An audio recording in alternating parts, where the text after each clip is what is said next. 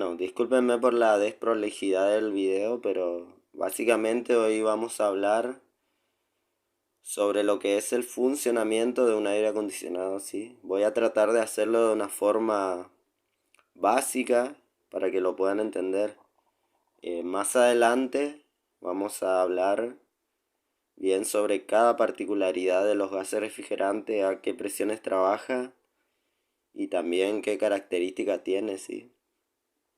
También vamos a hablar sobre los aceites lubricantes que funcionan dentro de un circuito frigorífico, como para cerrar el tema y pasar ya a otra etapa de conexiones, bobinas, algo de electrónica básica, para que puedan entender bien el funcionamiento completo de un aire acondicionado, su instalación y también para su reparación o mantenimiento, ¿sí?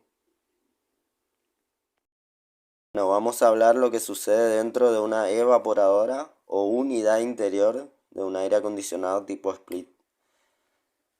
Eh, Considerando que el gas refrigerante se encuentre a temperatura ambiente, lo que vamos a tener que hacer para lograr que se evapore es bajar la presión. Entonces, al disminuir la presión, también baja su punto de saturación, ¿sí? Acá hay que considerar que el refrigerante entrante se encuentra en estado líquido. Entonces, al ingresar en la serpentina de la evaporadora, lo que hace es, si ingresa a baja presión, se comienza a evaporar. Entonces, como estamos en el punto de saturación, lo que vamos a tener es vapor más gotitas de líquido, de esta forma, ¿sí? A lo largo de la serpentina de la evaporadora. Entonces, ¿qué va a pasar en ese momento? La temperatura del refrigerante también va a bajar, ¿sí? Y al bajar la temperatura del refrigerante, va a comenzar a fluir el calor del ambiente, ¿sí? O sea, nosotros tenemos el calor del ambiente. ¿Cómo va a fluir el calor del ambiente? Estas gotitas de humedad, ¿sí?, para completar su ciclo de evaporación, van a absorber cierta cantidad de calor, ¿sí? Cada gota absorbe calor 1, calor 2, ¿sí? Calor 3. Cada gotita de líquido va a absorber cierta cantidad de calor. Entonces, al absorber el calor, se evapora totalmente. Y en la salida, o sea, esto sigue su ciclo, ¿sí? Sigue su circulación, perdón. Entonces, en un determinado momento, se va a evaporar totalmente, ¿sí? Y en la salida vamos a tener refrigerante en estado de vapor, ¿sí? Vapor o gaseoso. En estado gaseoso, ¿sí? Es decir, que solamente, o sea, ingresa al estado líquido y sale en estado gaseoso, ¿sí? ¿Cómo nosotros hacemos fluir esa cantidad de calor del ambiente? Por medio de un forzador que tiene forma de turbina. Es decir, esto hace circular el aire del ambiente, ¿sí?, que pasa por la evaporadora, por el circuito. La evaporadora absorbe el calor y así logra enfriar o climatizar el ambiente, ¿sí? ¿Qué vamos a tener en cuenta en esta etapa? Hay una propiedad muy importante que se llama sobrecalentamiento, ¿sí? Sobrecalentamiento.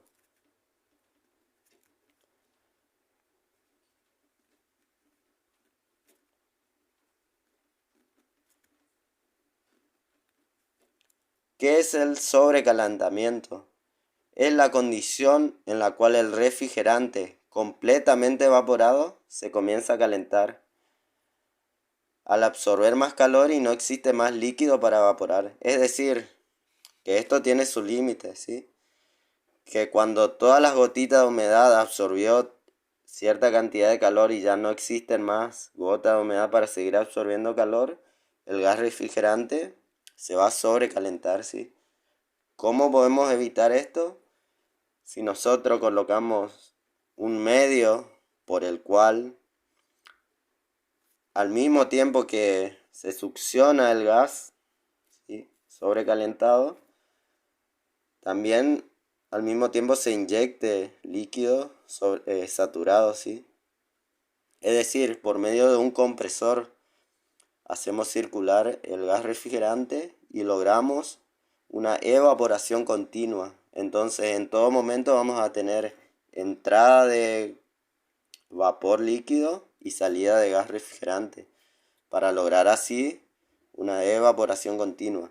Pero esta condición de sobrecalentamiento es muy importante a la hora de detectar problemas en un aire acondicionado o de poder saber si un determinado compresor está rindiendo como tiene que ser, ¿sí? Que más adelante vamos a ver esa salvedad. Básicamente esto es lo que sucede en una evaporadora, ¿sí? Condensación del refrigerante. En este caso vamos a hablar lo que sucede en una unidad externa de un aire acondicionado, ¿sí? Básicamente es el proceso contrario a la evaporación, ¿sí? Entonces, para que se produzca una condensación, nosotros tendremos una entrada de gas, ¿sí?, y una salida de líquido. Entonces, ¿cómo vamos a hacer que un gas refrigerante a temperatura ambiente se condense? Básicamente lo que se hace es aumentar su presión. Al aumentar la presión, también aumenta su punto de saturación, ¿sí? Entonces, acá vamos a tener gas.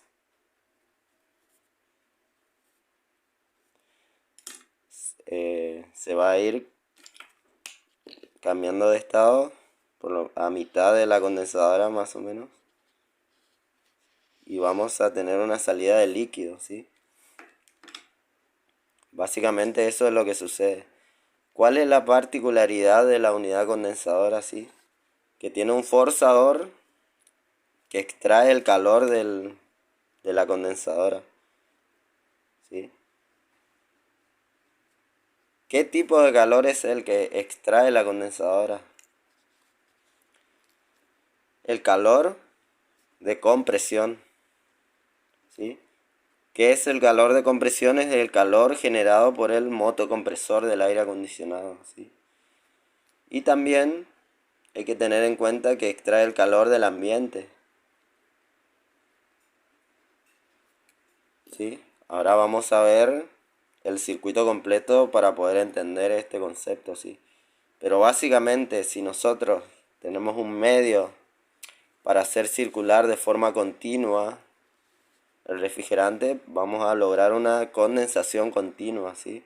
Ese medio obviamente que es el compresor del aire.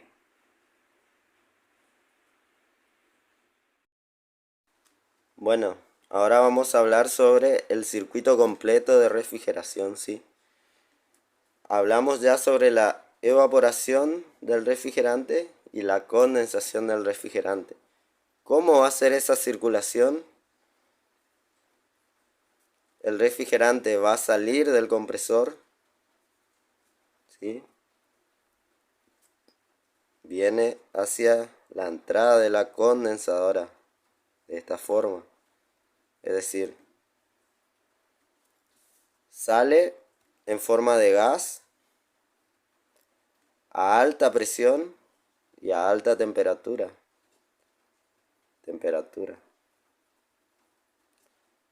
¿Sí?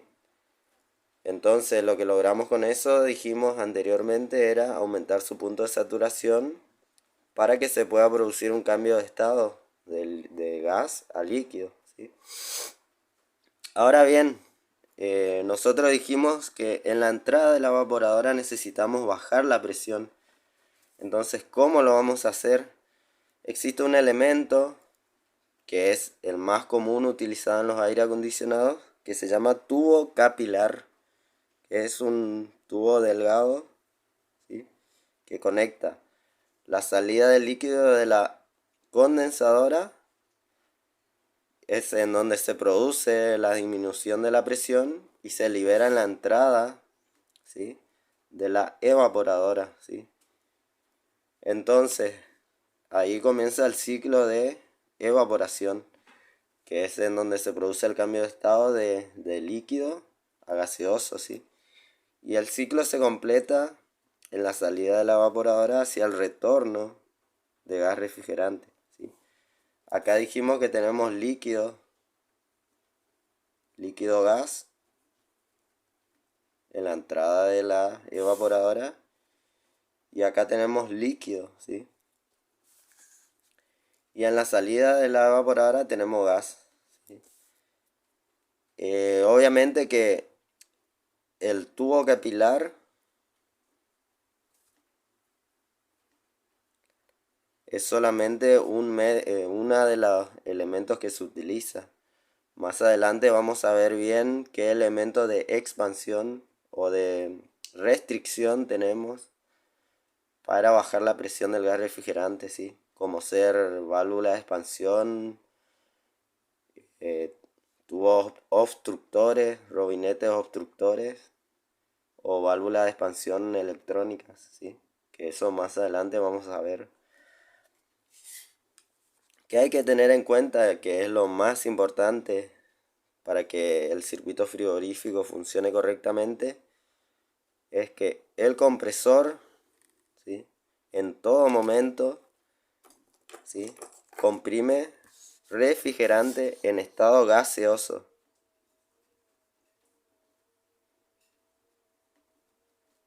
¿sí? Refrigerante en estado gaseoso. Entonces, en la entrada tenemos gas y en la salida tiene que salir gas, ¿sí? Eso es muy importante porque imagínense que acá no se cumpla correctamente el ciclo y llegue refrigerante en estado líquido, ingrese al compresor, al mecanismo de compresión, y básicamente un líquido es mucho más difícil de comprimir que un gas, ¿sí?, por sus propiedades. Entonces eso va a producir un desgaste en las partes mecánicas del motor, ¿sí? Que eso también es algo de lo cual vamos a hablar más adelante, que también tiene un sistema para protección, que es generalmente el tachito que se ve al costado del compresor, que es un recibidor de líquido. Bueno, básicamente la circulación del gas entonces en resumen es del compresor a la condensadora, ¿sí?, de la condensadora a la evaporadora y de la evaporadora al compresor. Ese es el circuito correcto, el sentido de circulación para que haya una refrigeración continua. ¿Qué otra cosa hay que tener en cuenta? Que tanto para la evaporación como para la condensación, la parte constructiva de la evaporadora tiene unas aletas de aluminio, ¿sí?, que conforman el radiador ¿sí?, unas pequeñas aletitas de aluminio, que eso ayuda a absorber mejor el calor, ¿sí? Y lo mismo la condensadora, ¿sí?, que también ayuda a eliminar mejor el calor de su condensación, ¿sí? Entonces, básicamente, esto es el circuito frigorífico y la forma en que funciona un aire acondicionado, ¿sí?, que es aplicable a cualquier tipo de circuito frigorífico. Más adelante vamos a ver cómo conectar esto, el compresor, ¿sí?, por medio de una plaqueta electrónica, cómo es su funcionamiento y cómo nosotros tenemos, o el aire acondicionado hace para saber si dentro de la evaporadora o la condensadora se están cumpliendo bien los ciclos, ¿sí?, de saturación, de evaporación y de condensación, ¿sí? Pero esto es simplemente una pequeña una pequeña introducción para poder entender el funcionamiento correcto de un aire acondicionado. Hay algo que me faltó decir, es que básicamente al completarse el ciclo de refrigeración, lo que hacemos es eliminar el calor del ambiente y extraerlo a partir del gas refrigerante y su ciclo de evaporación hacia el ambiente externo, ¿sí? O sea, eliminamos el calor de un ambiente interior y lo liberamos al ambiente externo, ¿sí? Hay que recordar una propiedad de energía que dice que ningún tipo de energía puede crearse ni destruirse, ¿sí? Pero sí podemos jugar con las propiedades, en este caso de los gases refrigerantes, para transportar esa energía hacia un ambiente externo y lograr así una condición, digamos, de confortabilidad dentro de un ambiente interior, ¿sí? Después vamos a ver teoría de confort, ¿sí? Cuáles son las temperaturas y también cuál es la humedad ideal para lograr un ambiente confortable. Que eso es algo que un fabricante de aire acondicionado tiene en cuenta a la hora de calcular su circuito frigorífico. Y es algo bastante importante.